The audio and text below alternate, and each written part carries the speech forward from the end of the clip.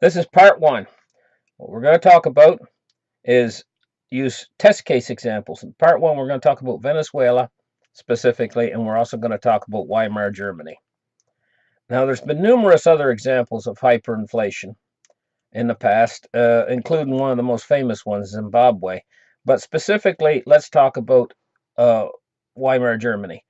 In Weimar Germany, what happened is when the hyperinflation was on, gold and silver did the opposite from the currency. The currency was inflating. The gold and silver were deflating. And it got to the point where I've heard stories about Weimar Germany where I think one man had 7 pieces of gold or 7 ounces of gold, and he was able to buy a whole city block in Berlin.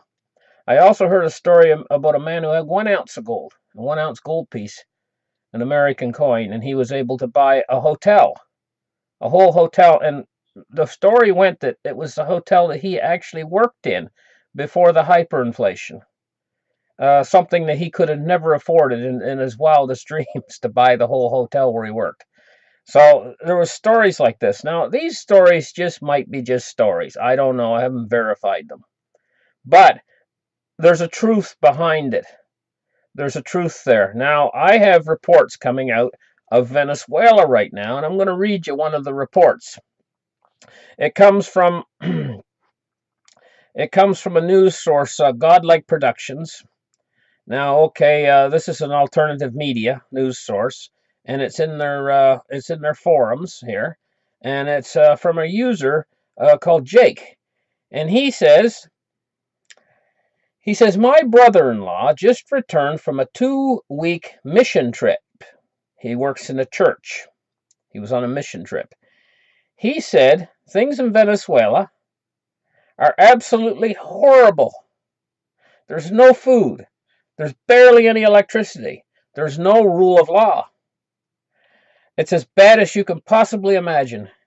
One thing he shared with me, and that caught my attention, was how silver, to a lesser extent gold, were being used as money. 1 ounce of silver would be enough to buy 6 months of food, and he's got in parentheses basic food supplies, while 1 ounce of gold would buy you a decent house down there. People selling things are valuing gold and silver more than the United States currency. He says, pray for Venezuela.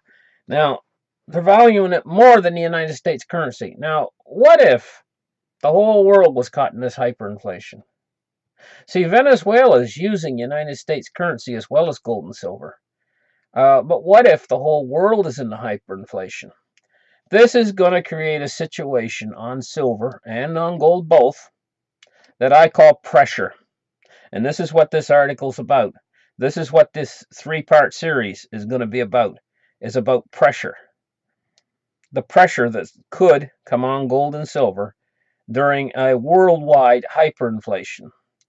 And so this is just part one. I'm going to title it Venezuela. Stay tuned for part 2 coming up very shortly, where